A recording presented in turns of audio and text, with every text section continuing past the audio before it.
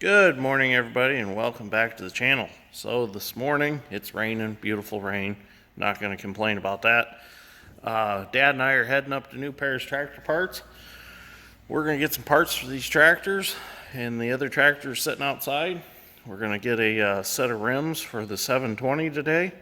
Wilson, could you look at the camera, please? Wilson says good morning. So let's get going. Well, we had a successful trip to New Paris Tractor Parts. We were able to get a set of rear rims, and we got a set of front rims for the 720.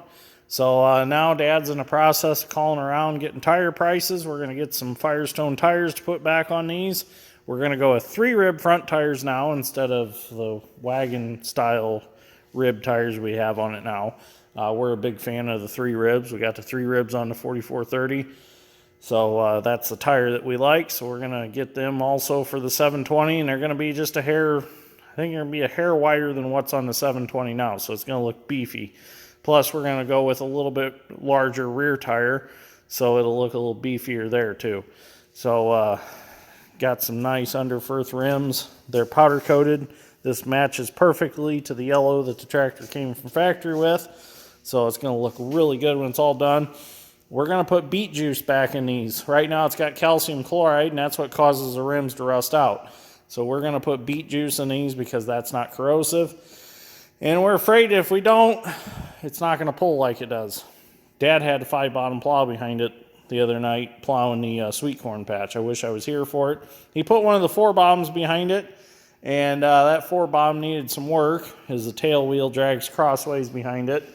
So he said to hell with it, and he went and got one of the 5-bottoms that we have. Put the 5-bottom behind it, not even scoured, put it behind the tractor, took it out there, was very impressed with the tractor's performance.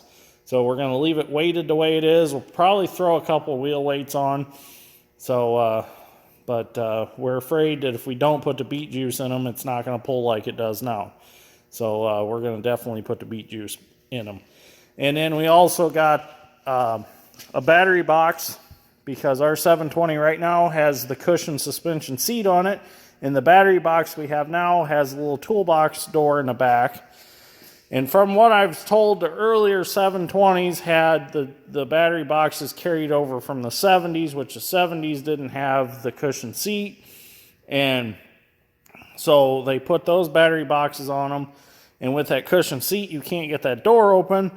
So the door is either open or it's shut. A lot of guys just left the door open because the cushion seat was in the way and you couldn't flip the door back closed. So with this battery box, it doesn't have the door in it, so there's no door to open or close. So it'll be perfect on our tractor because you can't use it anyways because our tractor has the cushion seat. I don't know what I just said, but you know what I was trying to get at. Kind of that got all jumbled up. But anyways, I'm waiting on my buddy Charlie to come. He's coming to pick up my land clearing rake for the 200 Hitachi. He's going to use it. He's got a bunch of weeds in a ditch that he wants to rake out. So I got the Bobcat out back waiting on him to come. Going to get that stuff loaded up. He's going to take his V-ditch bucket back with him. Kind of worked out good. I need to take the bucket back anyways, and he needed my rake. So what we're going to do is make things fair. When he's done with my rake, I'm going to go pick up my rake since he come to pick up his bucket. So it all works out in the end. I was going to take it to him earlier this week, but I haven't had anything here at the shop to load stuff with due to the fact we've been so busy up at the Christmas tree farm putting irrigation pipe in. So the rest of the video today, since it's only 47 degrees and it's rainy and nasty out, I'm going to come back in. We're going to pull the oil pump out of the 36A, and we're going to see what's going on with that, why we don't have any oil pressure, and diagnose the the governor bearing issue that the previous owner said it has. So we're going to tear this apart and see what's going on. So, and then later this weekend, we're going to go pick up the GP and get it home. So let me get Charlie loaded. We'll get back in the shop. We'll tear into this. Okay, so we're under the 36A now. I got the camera mounted. First thing we're going to do is we're going to go ahead and we're going to take the drain plug out. Got me a clean bucket, so if any pieces fall out, we can see what came out. Plug's pretty tight.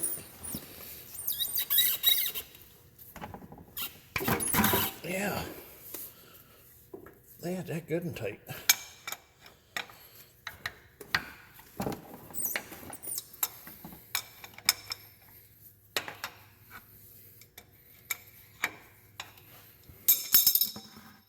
See if there's any water or anything that comes out first.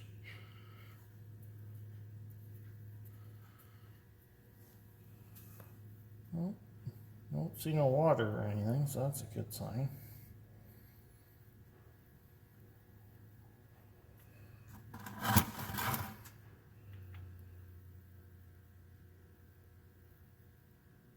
Oh, that's oil. It's clean oil.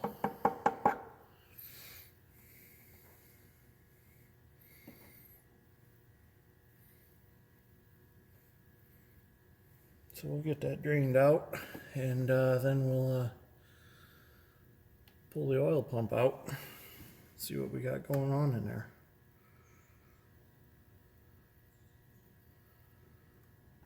Well, I don't see any pieces of anything that came out of there. I've been watching it come out the whole time, and I don't see any chunkies. So let me go get some more tools and keep tearing. Okay, so I don't actually have a book on this tractor yet. Just kind of going at it like what I think the way it's put together.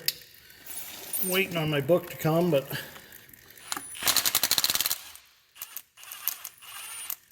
and I'll eventually have the book. And we're going to switch to the shallower drain pan now. Okay.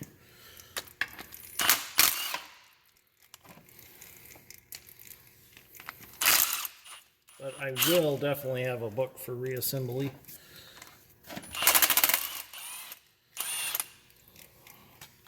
But my viewer Doc has told me that this, if the pump coupler is broke, it's not that big a deal to change it.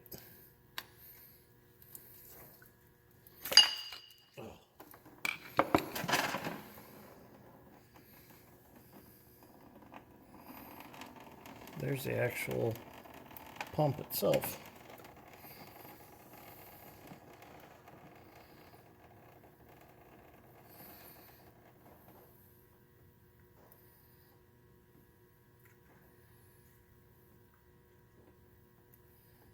And part of the pump itself.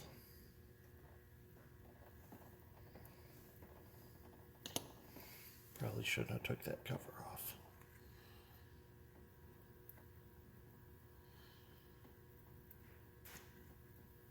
Well, there's no problems in there so far. So it's definitely higher up. Okay, so we're going to keep digging here. Eventually, we'll find a problem. Might have to tear the whole tractor apart, but we'll find it. Well, you can get a socket on. There we go.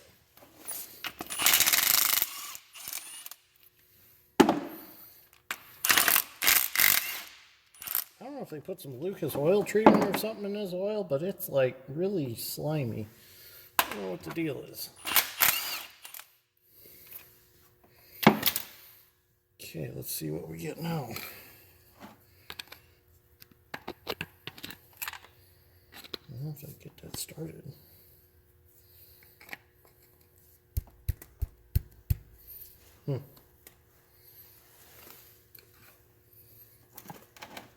There we go. Oh, somebody glued that on.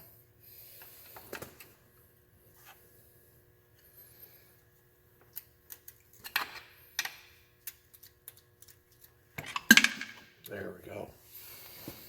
Now it's coming apart.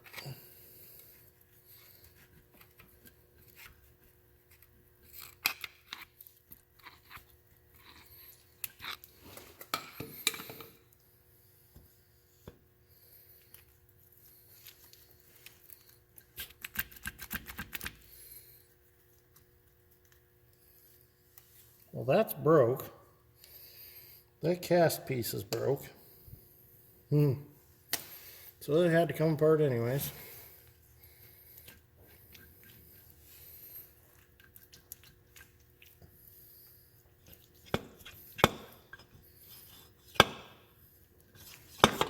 There we go. Oh, look at that. Oh, that's the screen. Oh, and a ball just fell out. Oh, man. Oh, boy. What do we got going on here? Oh, do we have a parts A? Well, there's the coupler. It looks to be intact. Oh, boy. Oh, boy.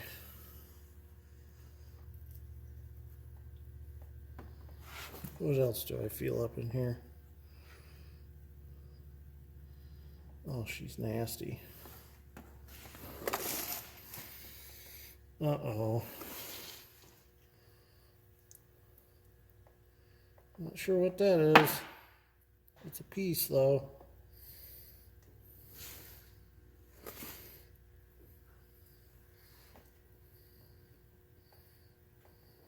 There's a rod. That's one of the ends of the rods I'm wiggling. That's scary. Oh boy. Where's the other rod?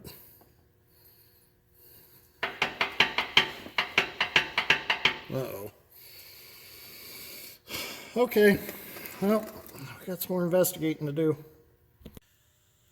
Well, after washing my hands and arms all up, I decided, well, we're going to continue our investigation. We'll come to the top of the tractor and we'll take the cover off the crankcase and see what we got going on down in there, because it's going to have to come off anyways.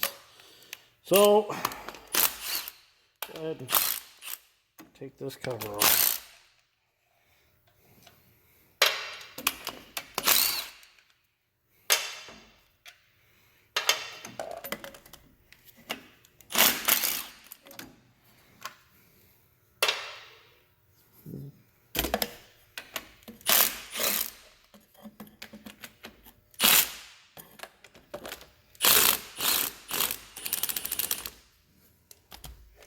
Wasn't pretty, but it worked. Some of them washers are junk. I got one more bolt up under here I gotta get off.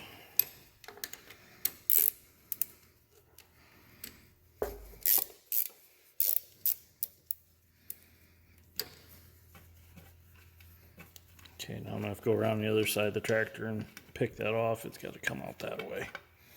And we'll see what nastiness we got hiding.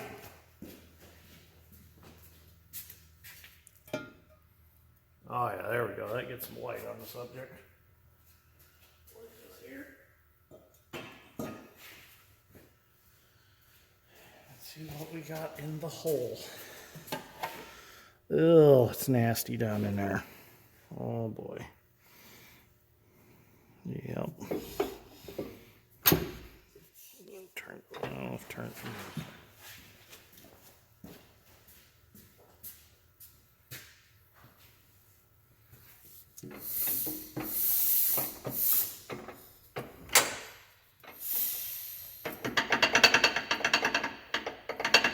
That seems very excessive.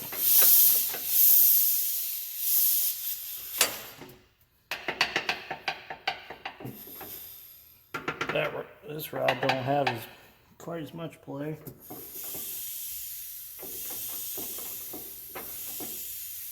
There's all kinds of stuff down that crankcase. Oh boy. Think we got ourselves a project tractor here. Okay. Okay, so my buddy Jeff stopped by and my dad come out. My dad was in the house talking to my mom while I was tearing this down. And Jeff looked it over, which Jeff has been into these A's before. And Dad has been into them before. And they told me not to panic. Oh, and by the way, thank you, Pete, my viewer Pete, for these awesome pocket screwdrivers. how you knew that I liked orange screwdriver handles is beyond me. But the cool thing is he sent us 3. He sent one for me, one for my dad, and one for Dad's strength. The cool thing is he sent a green one for Dad's strength, and Dad's strength likes the green handles, and my dad likes the red handles, so somehow he knew that. But anyways, so they told me not to panic about these loose rods because these are Babbitt poured rods, which you guys that are familiar with these tractors will understand. But for you that are not experienced with these tractors, Babbitt rods are actually poured. And then they're machined to fit, or however that works. There are videos on YouTube on how they do Babbitt rods and stuff like that. But anyways, these are shimmed. There's shims in here. So I can take these shims out and plastic gauge these and find out what I need to do to tighten these up. There might be a chance that I can tighten these rod caps up on the crankshaft, and we might be able to get the tolerances tight enough to make sure we have oil pressure. So what I'm going to do is, I'm not going to tear it down tonight, but that is something I'm going to do. What I want to do tonight yet is I want to throw the oil pump and all that over here in the parts washer and get it cleaned up and have a good look at it. I don't want to tear this down until I get my book. That way I have my torque specs and all my other specs and all that. So I'm not going to tear into this. We'll do that on another video. So I'm going to get the oil pump and we'll get over to the solvent tank parts washer, the Carlisle Napa one that I got. And I'll show you how that works. I've been very happy with that parts washer. That thing's awesome. Okay. So we got our oil pump. Get that laid in there. Take all these smaller pieces and throw in here.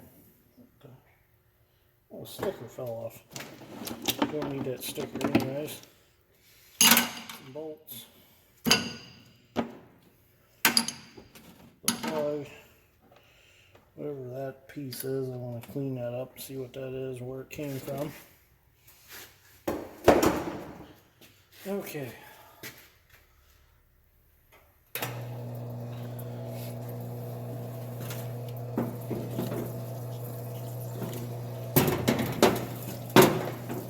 That screen is nasty.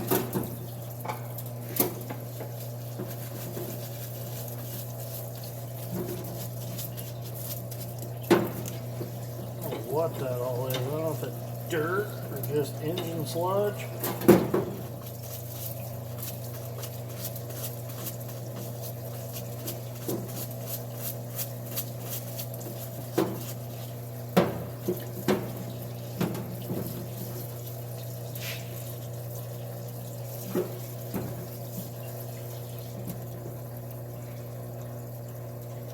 I think those are actually flakes of the Babbitt bearings. That's not a good sign.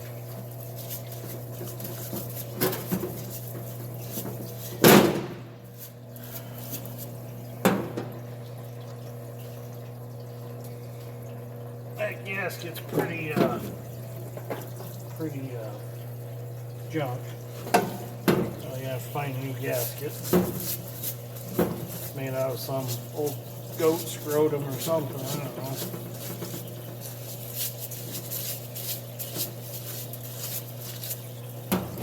But thank you, Pete, for sending in pocket screwdrivers. We really appreciate that. I told Alex that we got them in the mail. I was really surprised. Mom said that there's something in the mail for you. I'm like, I don't remember ordering anything. So I go and open them up, and there they were.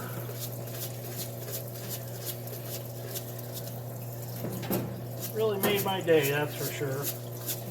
Found out some things today that were really bothering me, and got that, and it made the day all better.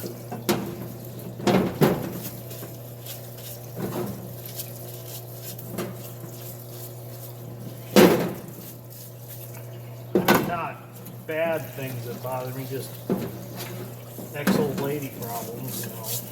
Found out stuff that I didn't know at the time, and, you know, like affair stuff, you know. But that's all water under the bridge now. I don't have to worry about that stuff anymore. Here's that cast piece that's broke. Yeah, it's been broke for a long time.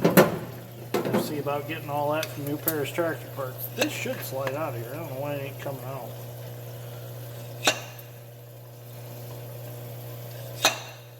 Well, I thought it should. Huh, strange. I do have a new screen, came with the tractor. So I do have all that. Oh man. Huh. It's like the bottom of a gold pan in here, but it's all silver.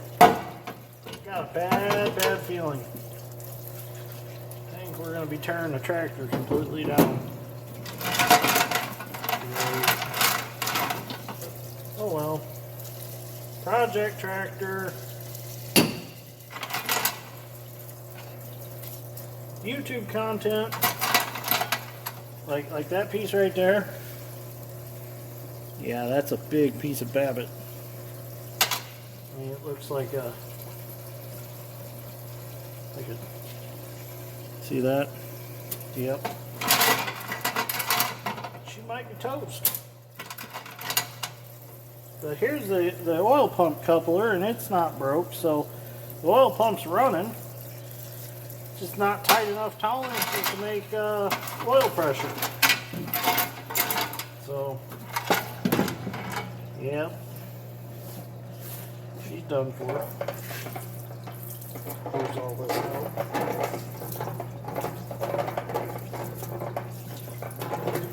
One nice thing I like about this is it's got enough pressure you can wash this whole tray out.